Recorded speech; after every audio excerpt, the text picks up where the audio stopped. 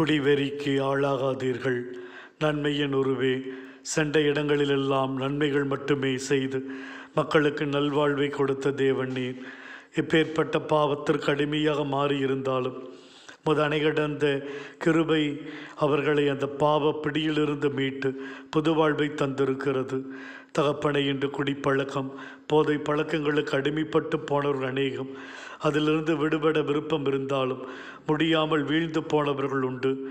அவர்களை உமது இரக்கம் நிறைந்த கரங்களுக்குள் ஒப்புக் கொடுக்கிறோம். அவர்களை தொடும் ஆண்டவரே, உமது இரக்கத்தை மன்னிப்பை அவர்கள் அனுபவிக்க செய்திரலும்.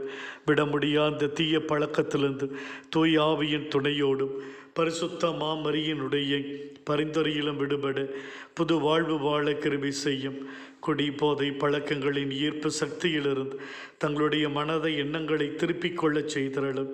ஜபம் நிறைந்த உள்ளத்தோடு வாழ அவர்களுக்கு அருள் தாரும் சுவாமி. இந்த தீய பழக்கங்களினால் ஏற்படும் உடல் நோய்கள், குடும்பத்தில் சண்டை சச்சரவுகள், பிரிந்து போகும் நிலை, சமூக அந்தஸ்து இழக்கும் நிலை, பிள்ளைகளின் வாழ்வை தீமையின் பால் இட்டுச் செல்லும் சூழல், இவற்றை கண்முன் கொண்டு அனைத்து பாவ தீமைகளிலிருந்து விடுபட்டு பரிசுத்த வாழ்வு வாழச் செய்தருளும். ஆண்டவரே, அவர்கள் எடுக்காக முயற்சிகளை நீர் ஆசீர்வதித்து நல்வழிப்படுத்தியருளும் சுவாமி.